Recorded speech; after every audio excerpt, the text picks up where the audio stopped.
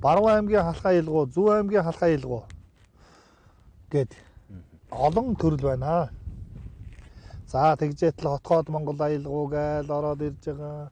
Талын Зөв аймгийн талын аялгууч гэдэг юм уу. Ингээд нутгаараа өөр. Хурхвын дээр аялгуу, хардлын аялгуу гэж байсан. Ерөнхийдөө одоо бол тэр аяар хундуурхаа байцсан. Ягаад гэвэл муугаар хэлэхэд бол устчаад.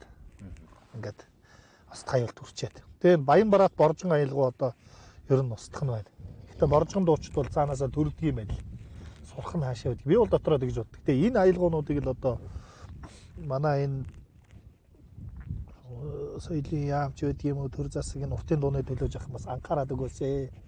Энэ юм хийж байгаа бол судаагаас нэг дэмжээд туслаад өгөх юм бол бас энэ соёлын биет бус өв тээж байгаа улсууд ч тэгээд нөгөө нэг дуу мэддэг хүн чинь л бурхан боллоо гэхэд л нэг хэдэн дуу алга болчиход байгаа байхгүй юу?